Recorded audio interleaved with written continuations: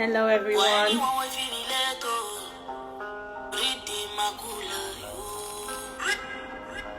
Sometimes it feels like success is a trap, and sometimes it feels like a star. Cause the pressure's plenty, and expectations high. Even your day ones we supposed to get your back, sometimes they must fight. And everybody has an opinion, but now you supposed to live your life. And even people we're supposed to show you the way, now the people they backbite. I'm just waiting for. Sometimes I gotta change my mind, sometimes I gotta stay behind, sometimes I will have to say no. Sometimes I gotta know what out of my head, and this person don't go drag me to say no. So if you see me outside and I know greet you, no vex, but my head is full of. And mama, you know the level. Got this hustle like this.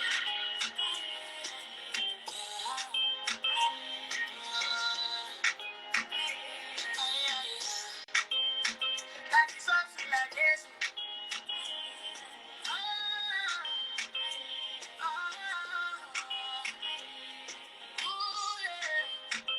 This hustle can be so overwhelming sometimes. So I don't enjoy my own. Hi. Oh my God. Hi. It's so good to be here. Hello. Hi. Can you hear me? Yes, I can. Can you hear me? Am I can am hear I clear? you perfectly well. Okay. Yes. Oh my Okay, goodness. great. Oh, fantastic. Oh, this is great. It's good to have you Same on here. here. It's really good to be here. It's really good. Excellent. Fantastic. Hello, everyone. Sorry, I had a Welcome. meeting that ran over, so trying to make it work. I see. I understand. Fantastic. Well, it's good. We're here. Yes, Let's we go. are. So what I usually do is introduce my guest. So Okay. I'm just going to go through highlights different aspects of your profile, and then we'll get right into it. And then I'll hand it over to you to introduce yourself and just tell the people a little bit about you. So today, everyone, this is part of the self-love series. And today I've got a phenomenal woman with us, and we're talking about entrepreneurship and self-love. You know, self-love is one of those kind of sometimes when people hear the word self, it brings the emotions of whether you're talking about being selfish, but self-love in the context that I'm speaking about is about taking care of you, allowing you to flourish, you to grow. I think your network, I don't know what's happened there, allowing you to flourish. Yeah, it's gonna a little bit blurry. Yeah, now I can see you. Oh yeah, no, I So turned off the camera for a bit because I needed to adjust my seat. Okay. So I didn't want to do all of Okay. that in your live video. Oh, fantastic. So it's about allowing yourself to flourish, allowing yourself to grow, and out of the overflow of whatever's going on the inside of you, you have the capacity to be able to give to other people. If you haven't got anything within yourself, then you're only giving, you can give out of your own pain, and which would cause more pain, in the process. So it's just about looking after you. And so, yeah. And so that's where I'm coming from. So here we go. So, Okeyinfu, am I correct? Yes. Okeyinfu is a purpose-driven educator and parenting coach, a published author, and a sought-after speaker. Okeyinfu Ajayi is an experienced and hugely certified evidence-based educational entrepreneur and startup business consultant, right? She likes to call herself a learning strategist and a teacher who's passionate about capacity development. She's a multipotentialite who is excited about the ability to give value in diverse ways. And I've been on different rooms with her on Clubhouse. She has got a wealth of knowledge, and a wealth of Thank you. experience. So you are in for a treat today. Right. And so she has founded Busy Mind Center in 2013 and has grown the organization to Hi, Ronke.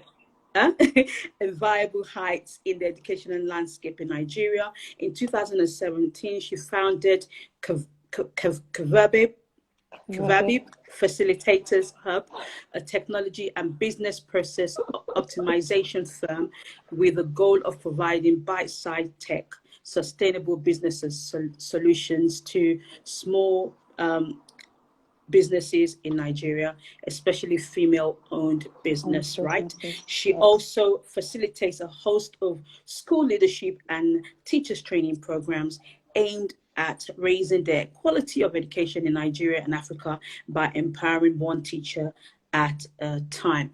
You know, to have her on here, it's actually a privilege.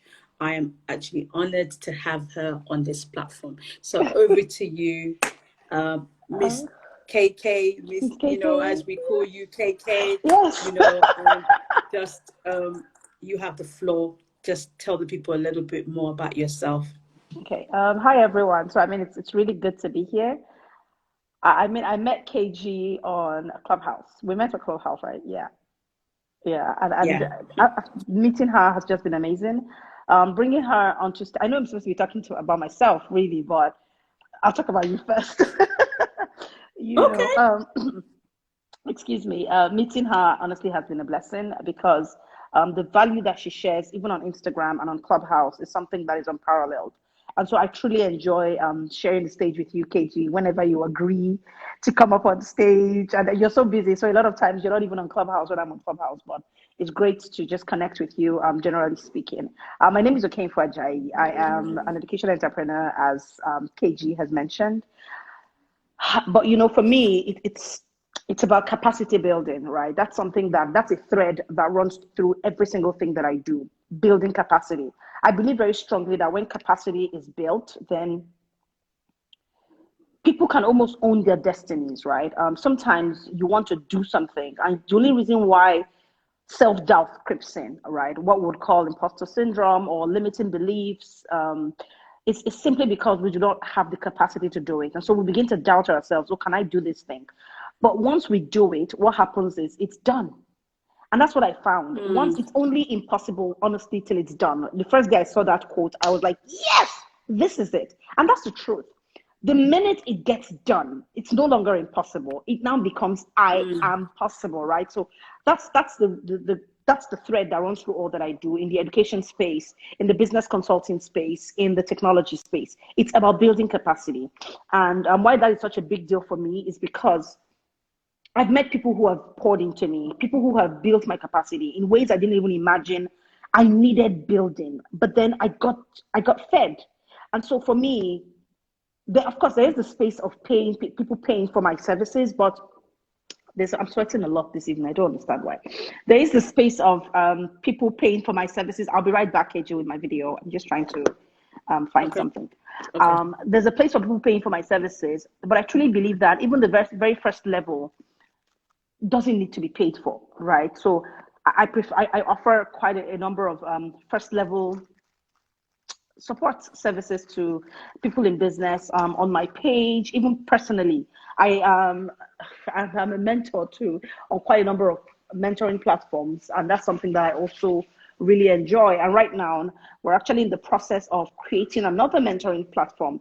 This one is an African mentoring platform, so it's for Africans by Africans in Africa, and it's pulling together because there's some times where you're talking with somebody that is outside of the African continent and they can't relate to what you're saying. They're like, no, if this is happening in your business, then you probably don't have a business or you should have died by now. And I'm like, no, I'm alive. The business is okay. We are working. It's just, they can't relate. They're like, you can't possibly be going through all this as an entrepreneur and you're still in business. And I'm like, yes, Nigeria is a funny place to do business. You know, Africa is a funny place to do business.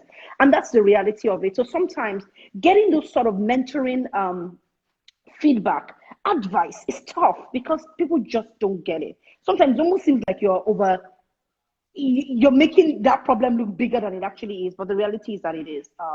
And so that's why for me, capacity building is a big deal. And every single time I'm able to, pour into somebody else the way somebody poured into me, I always, just grab that opportunity and run and run with it. For me, I know we're talking about self-love today, and honestly, it's a big deal. It's a big deal. People see me and they say, okay, why are you always laughing? You're always happy. And I say to them that it's not like I'm always happy, but I have joy on the inside of me. So that particular situation that I'm in at that particular point in time is not the be all is all. It's just a tiny, tiny, tiny part of my existence. It's actually like a blip, in my existence. And I'm not going to let that blip color every single thing that I'm about. So no, I'm not going to wear my frown on my face. I'm going to smile, especially if I'm just meeting you for the first time, or you don't have absolutely nothing to do with the problem. Why should it be about, what should I make it about you? So that's why for me, and it just comes from a place of self-love, self-acceptance, self-awareness, because that's where it starts. If you're not aware of yourself, then you would allow yourself to be defined by other people's value system, other people's timelines, and then you begin to doubt your uniqueness. But the reality is every single one of us, KG, is unique. Until we understand and accept that we're unique, I don't know if we're ever going to go into that space where we can actually love ourselves fully. So for me, it starts from a place of self-awareness. Once you're aware of who you are, what your uniqueness is about, then you can go into the space where you now accept yourself. Yeah. And then that's where you can now begin to practice self-love and say, you know what, I'm okay. I will buy the dresses I like to buy simply because I want them, not because somebody else says I should buy those dresses or because it's trendy or it's not trendy. When I make money, I would say to myself, oh, you know what, let me put a bit of this money aside for my new wardrobe, for a lipstick, for lip gloss, for anything, because I love myself. And I know that it's okay. I am deserving of pampering. Yeah. So Yes. for me, that's what a lot of this, that's what self-love and a lot of that is about.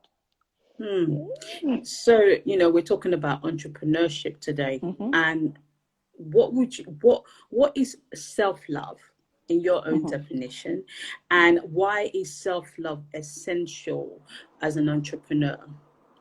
Okay, my definition of self-love comes from a place of self-awareness and self-acceptance.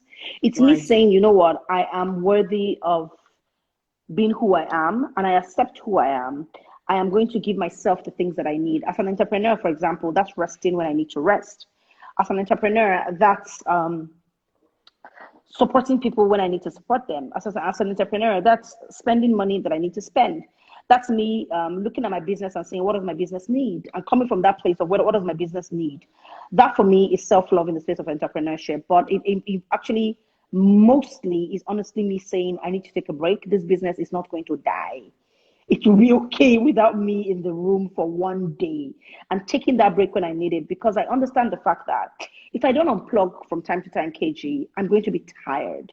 And when I'm tired, I'm not the one who runs any of my businesses, to be honest. I do have an amazing team of people that run it.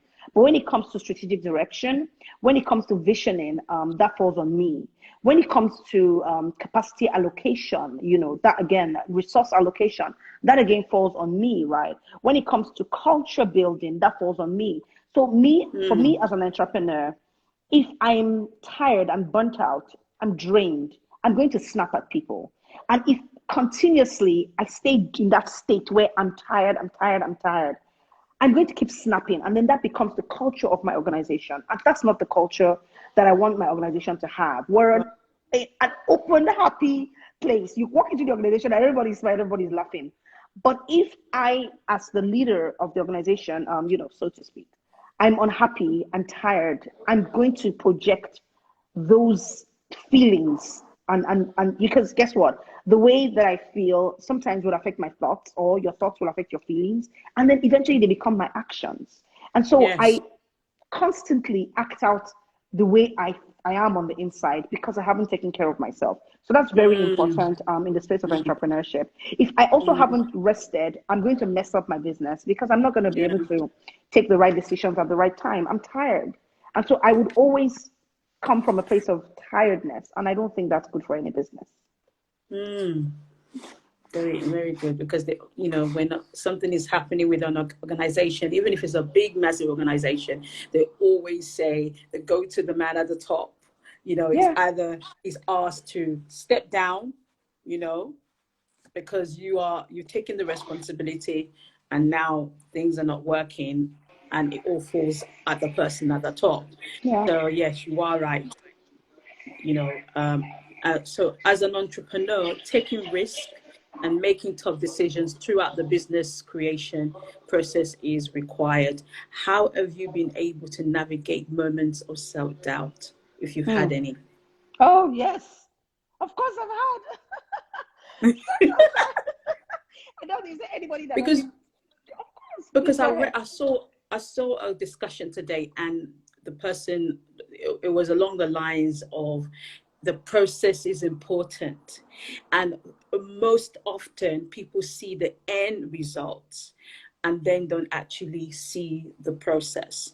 Mm-hmm. And you know, some people are very open about their process. Mm-hmm. They're very open to, you know, whatever you're going to say about it. If you're going to judge me, you're going to criticize me, that's okay, but I'm going to show you the process, because Mm-hmm. I want you to understand that to get from A to Z, Mm-hmm. it's actually, there's many processes that I've gone Mm-hmm. through. Mm-hmm. So I wanted you to speak about, you know, moments. It could be one example of the moments that you've actually thought, you know what, I'm not sure about this. Mm-hmm. Okay. To be honest, there've been many times when I Mm, felt when I have felt that way, especially when I'm starting a project or when things suddenly happen not to be going smoothly, and I'm wondering, okay, did I miss it? So for example, in the past year, yeah, the past year, I guess a lot of people had self-doubt the past year. So let me not even use that as an example. Two mm, years before that, we've always done very well in our entrance examinations, as in very extremely well. But then this particular set, oh my gosh, in primary six, oh my gosh, it was like, guys, am I supposed to break your head and put the knowledge inside, like literally speaking? But I couldn't, right? And so at that point in time, I was wondering, should I be doing primary six? Am I sure I'm in the right place? Did we hire the right people? The way, and because I'm not teaching children, it's for me, it's beyond the examinations. There's just so mm, much more. Yeah, there's so much more to education than an examination. And that's how I yeah, see education. I see yeah, education as an enabler, almost like technology. But if the wrong processes are in place, then the wrong outcomes is what you would see from the process of education. So, I started to doubt my process and saying, okay, the way we're doing it, should we do it rote where everybody is being taught to just take an examination? Because there was a lot of backlash from, what's going on, what's going on. But then we looked at it again and we said, you know what? No, 60% of the students who were affected in that particular classroom at that time came in about a year prior to that exam date. That wasn't time. Those were students that we typically take in those classrooms, because we know that, I mean, if you're going to do an exam in a year, you should have had some, heavyweight lifting to be ready for it, right? And these were people coming from places where I was not even 100% sure about. So we knew. And even looking, we then started to track the system and said, okay, you know what, how have they been performing? And we realized that that's what their performance had been. Yes, it had gone up, but not significantly to affect the outcome of those exams. So we said to ourselves, no, the students who have gone through the process and who get that extra, because the reality is you can't learn it once in school and think it's enough. It's never enough. Practice truly does make perfect. So I mm, said, you know what, based on all this data that we have, we're fine. And with that, right, we said, you know what, we're not gonna change everything, the essence of who we are, simply because of this one incident. And we didn't. And even though there was that backlash, but we had the data, we had the evidence to show, you know what, this is what works. This is how it mm, works. These are the students who XYZ, XYZ. So no, it's not about apportioning blame. It's just about the fact that we ourselves made a mistake at the beginning, skipping our admissions process and saying, you know what, we needed students at that time. So, you know what, just come in, and we did. And since then, we've actually tweaked that and said, no, we're not going to do this anymore. We're not going to put ourselves under this amount of pressure. Because typically when we take children in maybe year 4, we expect that they will do year 6. And we insist on it. Yeah, there's some parents that said, oh, no, I don't want to do year 6. I want my child to move from, but we insist and say, if your child is going to move from year 5, then we are not going to guarantee the fact that your child would have covered the curriculum enough to be able to sit down and take an examination, So we kind of refined our processes through that, but it was difficult at that time. I would pray, I would fret, I would literally want to step into the classroom to teach by myself, because I was doubting everything. But I came out of that because I just realized, no, I know what I'm doing. I know why I'm doing this, and I'm not going to change simply because of one incident. Prior to this time, it had never been like this. And after that, it just wasn't like that again. So it was just that particular thing, meaning that the evidence that we had was correct, and what we're doing was good. So it was difficult, to be honest with you, KG, at that time. It was difficult, but we just go through it. And then we just gave ourselves grace and say, you know what, just be upfront from the beginning. And that also taught us something. So I'm that sort of person that if there's a problem, I will try and solve it. I won't try. So if you and I are working now on KG and you say, oh, you know what, KK, come, let me hire you to work with my team on something, anything. And I'm working with your team. And I find a problem on your team. Because you have commissioned me to work on your team, I'm not going to come running to you and say, okay, KG, I found this problem. It's my job to fix it. Right? So that for me is integrity. It's my job to fix it. So why should I keep running to you? But that period taught me something. There's a difference between feedback and complaint. I began to understand the importance of feedback, saying to parents, you know what, this feedback is for you, and XYZ needs to be happening on your own home front because this is what we're seeing in school. And that has really helped me. Like I said, I learned a lot from that period, even though it was difficult, but I did learn a lot. And so in a sense, I would say that it was very enriching for us as an institution. Fantastic.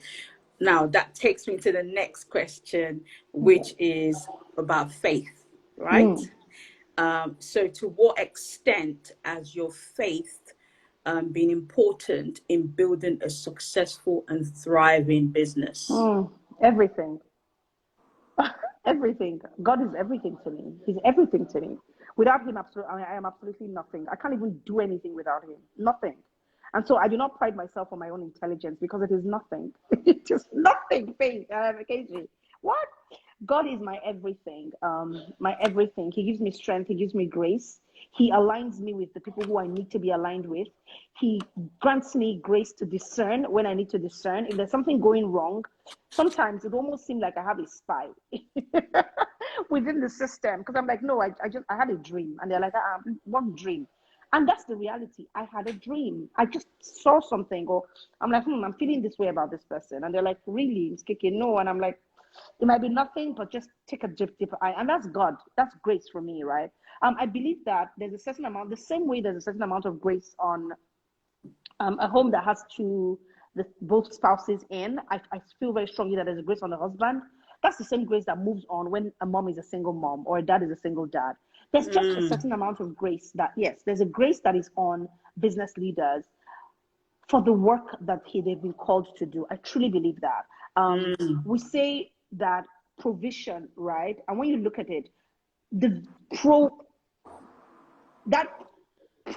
right? That's provision. Getting the things that you need for the vision follows the vision. Right? But if there's no vision, then what exactly are you providing for? And so that's the same way that I see that God works with me. When he has given me something to do, he enables me, he empowers me. Sometimes I doubt him and I'm like, God, let me do that myself. Let me just do this, you're slow. But he comes to show me that, no, he's not slow. He's always there at the right time. And it's difficult walking in faith every single time, but there's no other way that I would rather do it. My faith is honestly everything to me. When I look at my journey so far, everything to me. Yeah. Yes. Faith is one of those things. Is like sometimes people are like, oh, why are you bringing faith into business? It is. So the ultimate business person is God. Yeah, he is. He is. The scriptures is full of different wisdom that we can apply to our businesses. But what I wanted to ask you before we go into the services that you provided, what I want to ask is, How did you know that this is what you were meant to do? Was it something that just happened, or because sometimes people, that's a place sometimes where people are stuck, because like, you know, is purpose flexible or is it fixed? So, you know what? And I mean, this might be an unpopular opinion, but I truly believe that our purpose is to glorify He who sent us. That's what I believe. And I believe that in any way that you're doing it, that's just your vehicle to your purpose. Because the Bible says that whatsoever a man findeth to do, do. And so in saying that, whatsoever a man findeth to do, do. It then means that there's several things that a man might find to do. Just do them. Do them excellently, such that glory is given to your Father. That's honestly what I believe. And if you go to the book of Ecclesiastes, I think it was Ecclesiastes 11. I can't remember where now. When he talked about when you go in the morning, sow. In the evening, when you come back, sow. You know what? Put your talent into 7 different places. No, put them into 8. So what's he saying? First of all, have multiple streams of income. Do things in the morning, do it in the evening. That doesn't tell me one thing. That tells me several things. That's what that tells me, right? So that's why I don't believe that, you know, it's one thing, your purpose. No, our purpose, the reason for which I was born is to glorify my Father in heaven. That's the reason for which I was born. And then every single thing that I do should bring glory to His name. Finish. How I do it, the vehicles that I use to achieve that purpose, there's several different vehicles. And in each and every single one of them, I must glorify Him.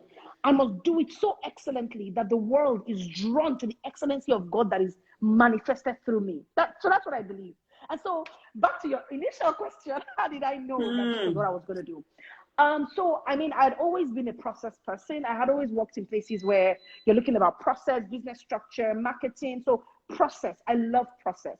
Just looking at things, putting them together and saying, no, you know what, this doesn't work, bring it here. That's always been me till now, and I still love doing that. I always see that there's a second layer to every single thing. There's always more. So when I started having children, I actually quit my job, and because it was really difficult at that time.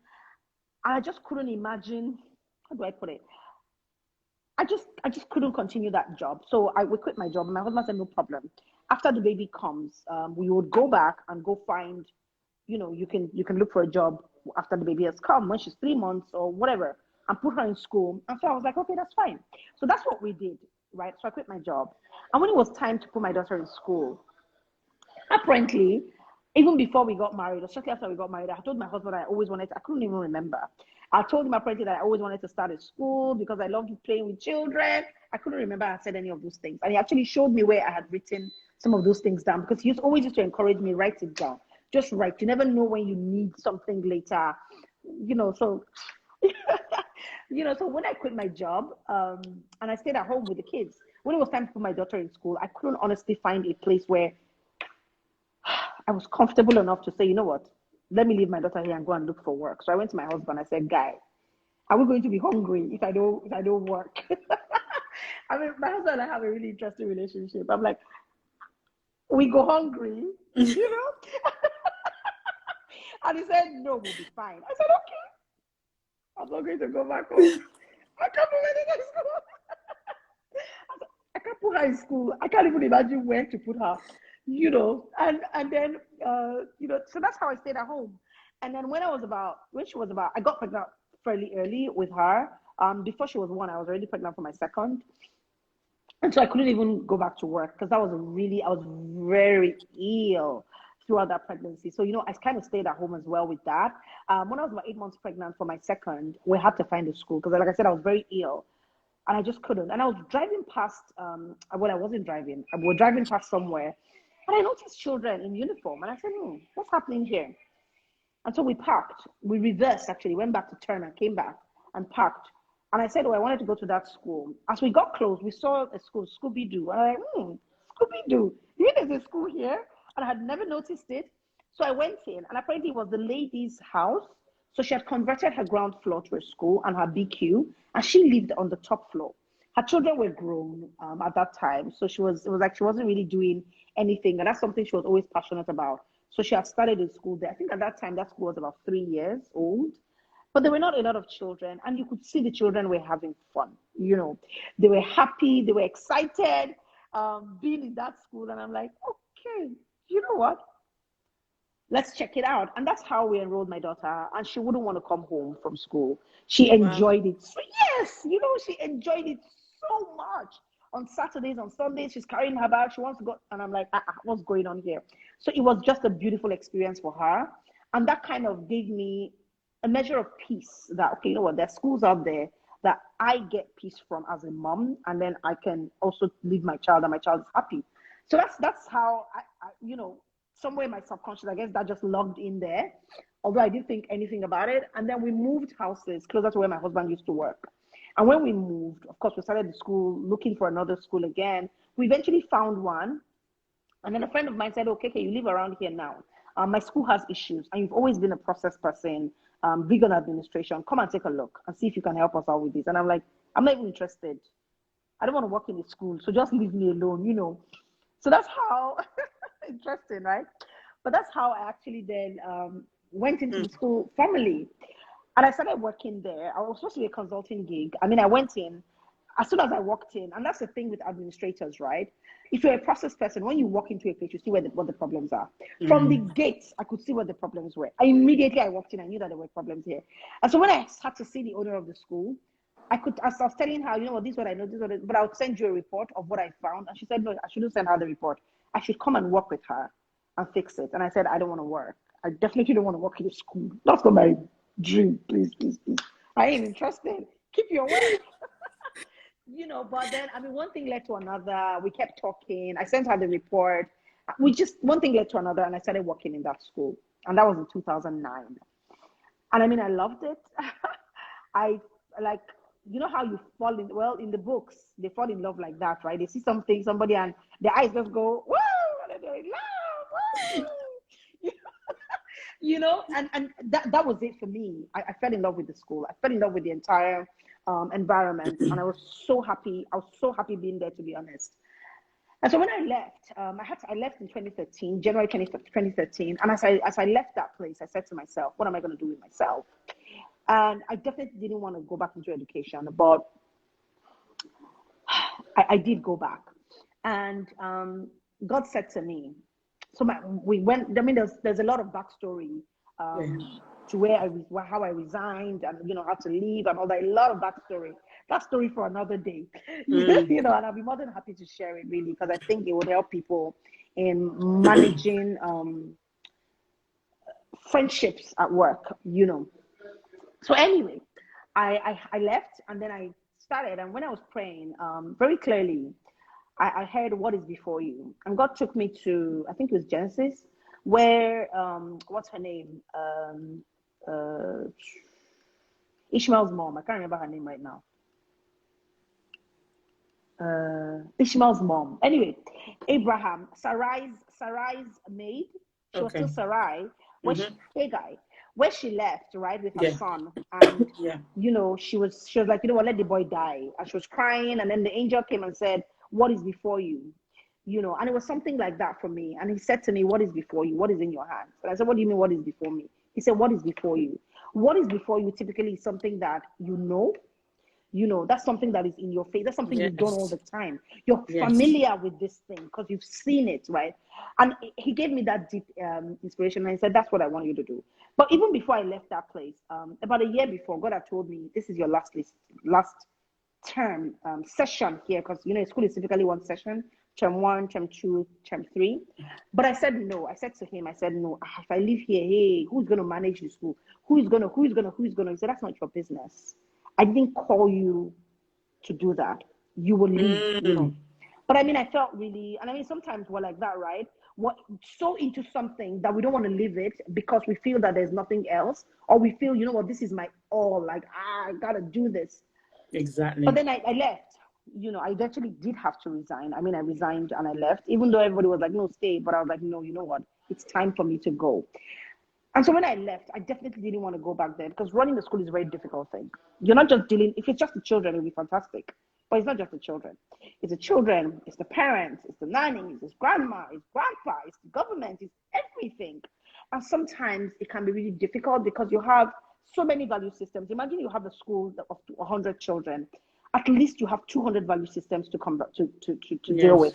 Mom's value system, dad's value system, if they're not fully aligned, even if they're aligned, mom still has some things that she wants and dad has some things that he wants. And you know, all of that is so difficult, right? In running a school and even in running any business, to be honest, because you as a business owner has your value systems. But then there are all these other things that you need to, you can't just throw them away. No, you're going to have to put them into your business, right? And so I knew clearly when I saw that scripture, I knew that, okay, you know what, I needed to go. And then he gave me another word, and that's a personal word, you know, from the book of Ezekiel. And that I knew that this was what he wanted me to do. And then I said to myself, I said, you know what, let me start with a club. Let me do an after school club where children can come and have fun. And he said, no, I need you to start a school. And KG, it was ridiculous because when I agreed to it, from nowhere, my brother-in-law at that time called me and said, oh, KK, I found a place for you. You're mentioning school. And I said, yes. And he said, okay, you know what, here. And I went there. It was fantastic. The place, that's why we're still there today, till now. You know, we had to take the second building as well.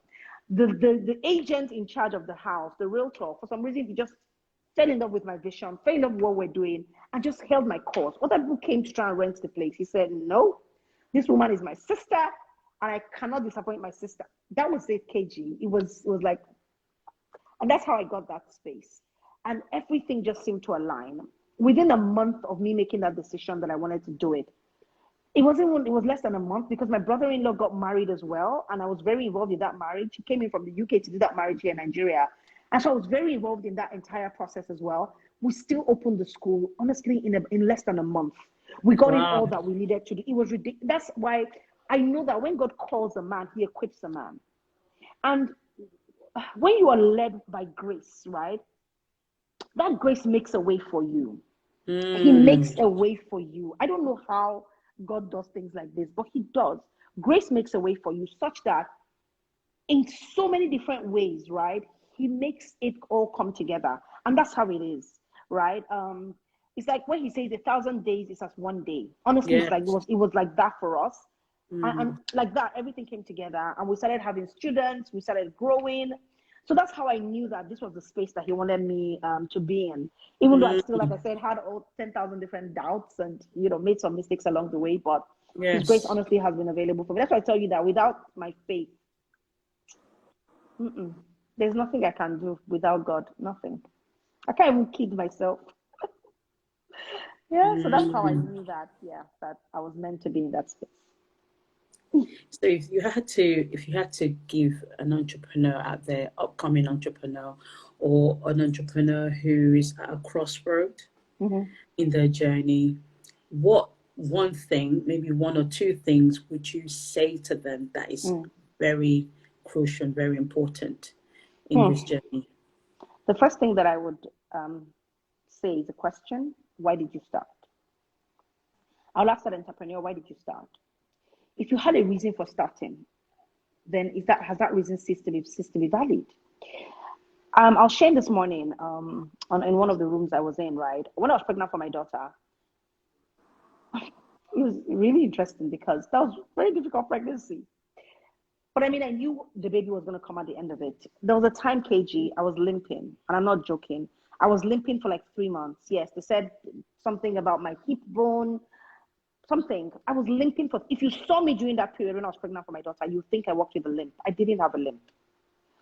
My muscles in my fingers, it's almost like they were loose. And so especially this my right arm, there was a time I could barely hold anything during that pregnancy. It was painful. Yes. I'm not trying to scare anybody who is not yet pregnant. No, everybody's everybody's people are like, no. That's your experience. You just share it. That was during that pregnancy. I was ill a lot. I was in hospital a lot. It was terrible. I threw up. You know, like it's during the first trimester that there's a lot of nausea. I had nausea throughout the 9 months of my pregnancy. When I was having my baby, I had a bedpan to my mouth. I was throwing up. It was that bad. Even after I had her, For the day, one day after I had her, I was still throwing up. It was bad. At my heaviest, when I was pregnant, I was 55 kg. At my heaviest. I'm telling you. That was maybe like 4 months before the baby came out. You know, that's when they put on the most 4 weeks before she came out. That was when they put on the most weight. I was that, it was hard. Ah! Wow. But guess what? I went ahead and did a number 2. And guess what? I had the baby at the end of the day. It wasn't about what I went through, right? It was about my vision. It was about understanding the fact that at the end of this, I would have my seed.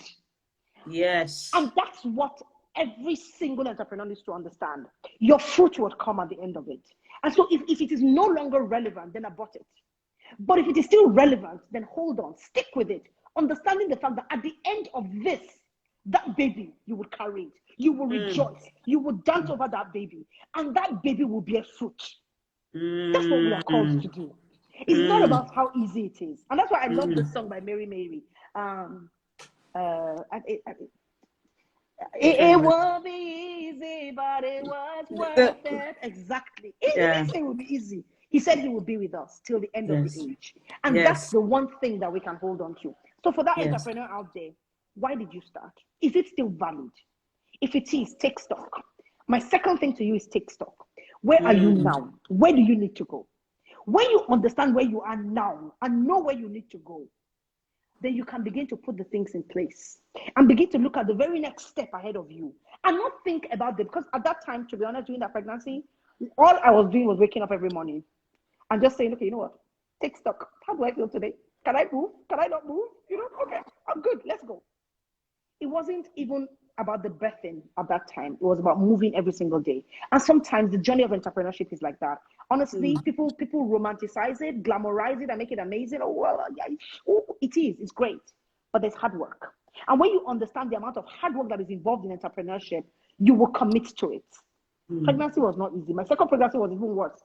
In fact, when I had the baby and I came home, my daughter would ask us sometimes, when are you going back to the hospital? That's how used she was to me being in the hospital during that 9 months that I was pregnant for her brother. So it's never easy, right? But it's worth it. It's worth going on. Yeah, so those are the 2 things that I would say to any entrepreneur out there who is at the crossroads, who's thinking of turning back. Trust it. Trust that process. Know your why. Trust the process. 100%. It's a journey. It is a journey. And it's progress over perfection. Every single day we grow. We grow. Don't truncate it with your limiting beliefs. Change that mindset. Change it. Yeah. And would you advise an entrepreneur to get a mentor? 100%. 100%. I would say get a mentor. But in getting a mentor, you must take stock and ask yourself, where am I and what exactly do I need? If you get the wrong mentor, it's wrong. And there's so many things that could go wrong just simply because you got the wrong mentor. Because your mentor is going to advise you, he's going to pour into you. So if it's the wrong person, simply not because that person was wrong, but simply because you didn't take stock and say, what do I need? And this person I'm trying to get as my mentor, how can they help me? Sometimes you don't need one mentor, you need several. I mean, I heard Oprah has 4 different coaches. There's a reason why. One person can be helping her in one area. Another person can be helping her with finances. Somebody else can be helping her with dressing and with confidence. Somebody else can be helping her with another thing. So what are the things that you need, and who are the people that align with the stage that you are? Also, depending on the business stage that you are, the life stage that you are, then you can find that person who can connect with you. But I would say to people, if you have the opportunity to get a mentor, get a mentor. And it doesn't even, for example, Richard Branson is one of my mentors. I love him. Yes, I keep saying, anybody that can connect me to him, please connect me to him. I value the way he deals with his team, with the way he does business. Yes. I mean, that's what I see on the outside, but I value them because I believe that it's just amazing and it really does guide me. It really does guide. That's So yes, that's yeah. mentorship, go for it. Fantastic. And it's a very important point that you made, because when people think about mentorship, they think, maybe the traditional route where you have to physically always have somebody Mm, there. mm. You could have someone that you have been following their Yeah, story and kind of watching their processes, and yeah, you're learning from yeah, them, as yeah. well as you can have someone who is hands-on, Yes, that you could have both. It doesn't have to be absolutely. either one or No, the other. no. Right, fantastic. So we want to go into about your consulting and coaching services. Oh, How can okay. people that will watch this now, that are watching this now and maybe watching it later, how can Mhm. they connect with you? Go Whew, for it. so the with my coaching and so beyond education, I'm an education entrepreneur, and that's like my number one. I'm crazy about Right. it because it honestly helps me do every other thing that I do. Let me give an example. Beyond so I have I have only two legs, but I have them spread across three different areas. One is the space of education, the second is business consulting, right? And the third is technology and social media management, right? So new media really is the third one. So new media, new digital media, that's the third space. And so when I look at my business consulting space and my new media space, what I do there is, even when I'm working with people in a consulting capacity, I say to them, I need a member of your team that will be assigned to me. And what I'm doing is I'm doing a transfer of knowledge, I'm doing a transfer of skill. And that's what education is about, right? It's about saying it's not for me to do it for you. It's that you have to learn it yourself. So as a business, if you hire me, for example, as your business consultant, one thing that you would get from me is you would get this financial management that you get from me. I'm great at doing that because I have sufficient experience doing that, both from my business and thankfully from managing other people's businesses. You would get, when it comes to talent management, right? It's not just hiring. So I do hire for quite a number of people right now, but everybody I hire for says, KK, your hires are different, because I do not just hire. I understand your business, and then I find the people who work for you and I give them basic level training, because for me that's really important. I also help you with business structure and general management. So without a structure, we are a floppy mess. I mean, imagine that we didn't have a skeletal system. That's just us floppy all over the place, right? But because we have the skeleton, it holds us up, and that's what your business is. Without a structure, your business is not going to work, right? So that's a big deal for me. I combine all of this to help you with proper, clear marketing goals, marketing processes, such that you can run a profitable business, right? So what do you do in terms of your pricing? That's where finance comes in. But when you're marketing, all of these things kind of come together, because you must be able to communicate your value to your client. So those are the four areas that I help you in the business consulting space. And then if you need a new media technologist, so that's website development, website audit. So if you have a problem with your website, I help you audit it and let you know what you need to do to fix that. Content creation, it could be social media content. It could be you need to send an email and you're not sure what to send, or you have several different emails and you're doing like an email campaign trail, right? All those cold emails. I can help. My agency can actually help you with that. Also contents for social management, content creation, helping you know what, this is what you need to do, structuring that entire business and helping you actually connect with the right platform to your right audience, client avatar, all of those things are what we do in the digital space. And they're all really exciting. And like I said, the thread of education runs through, because we teach you so that you understand that you are more than just having somebody do for you. That's how we actually guide you to run a profitable business. Because at some point you're like, you know what, I'm just going to keep you on a retainer for a few times. Yes. And that works. If you want to connect with me, you can connect with me on Instagram. You can also go on my website. Okeyinfu.com is my website. And then of course you can send me an email to ajayi.svc@gmail.com. So those are ways that you can connect with me. I'm going to put all the details at Oh, the fantastic. end of this. They can Okay. reach out to you. Okay. But do you do one-to-one coaching as well? Yes, I do. I do one-to-one coaching. I do Mm. one-to-one coaching. But before I do that, right, I'm a very deep, intense person. I'm sure you've noticed that. Even in all my Yeah. playfulness, I'm quite intense. And so I always let my one-to-one coachees know that, look, you know what, don't waste my time, because I'm going to make sure I would so pull you. You'll be wondering, I paid for this. But because you paid me for it, I must ensure that you take value away from it. So my one-to-one coaching is quite, we do discovery calls. There are several discovery calls so that we can determine what is the best structure for you. Because it's not a group coaching session, it's one-to-one. So what is the best for you? How can I guide you to that space where you need to be, but still maintain sanity in the headspace? Because for me, wellness is a big deal. If there's a problem with your wellness on the inside as an entrepreneur, as a person, it's going to flow out onto all the other areas. And we don't want that sort of thing happening in the business. Yeah, so that's really important for me. So I always start with mastery. That's always my first module for everybody, mastery. You need to master yourself. Self-awareness, self-acceptance, self-mastery is critical before you can control any other sort of resource, right? So yeah, so that's what it looks like for my coaching sessions. I love this. I love it. I love it. So do you work with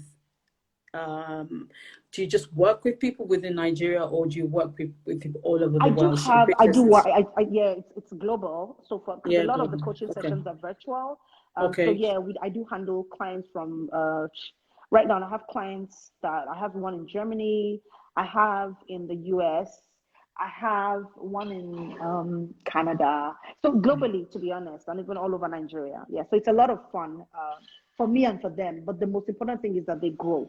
And you can measure your progress. It's not just for me to say this. We actually sit down and agree on certain goals for every single month based on the initial discovery calls that we've made. You're such a bright light. I think it's even on Clubhouse, when you're in the room, you might not physically see you, but the energy that comes through is phenomenal. Thank you. Hi guys, Mary, the wellness boss. Thank you all for coming. Oh my goodness, I didn't realize I had so many people. I wasn't really looking at that section. Oh, you guys are amazing. Thank you guys so much for coming in.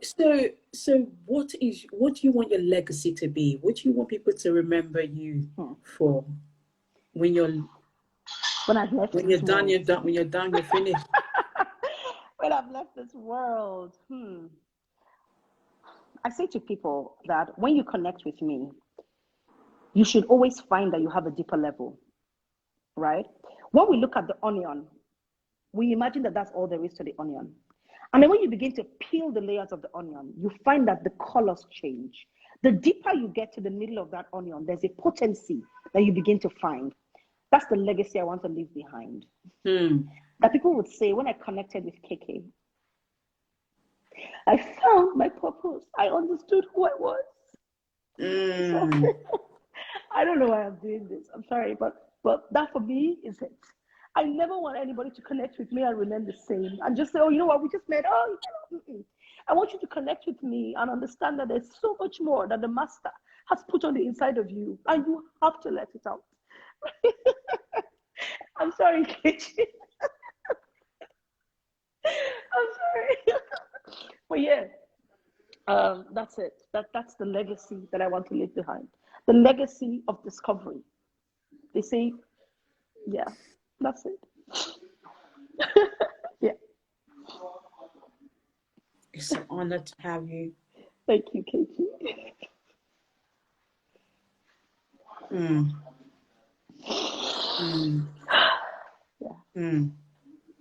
Sorry, I'm just sitting in this. Yeah. Yes. Yes. Yeah. Sorry. Yes. I hope I haven't set you off. Yes. I'm sorry, guys. I'm not like this, you know. I felt it. You're speaking from the heart. Yeah. You're speaking from the heart. And I appreciate that. Thank you. Thank you so much. Thank yes. you. And if there's anything that you want me to do, you want me to support you in any way, you're doing a room, whatever it may be, just holler at me and I'll be there. Thank you. Thank you. And so what I'm going to do, I'm going to put all the information. Okay. What a release. Somebody said, what a release. Yes, I felt the release. I'm sitting here, I'm trying to hold back my tears. I felt it.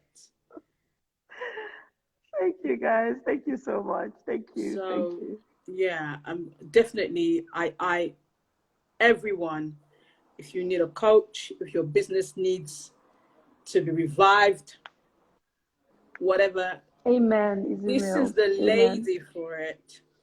God has graced her to be able to do things and change things around.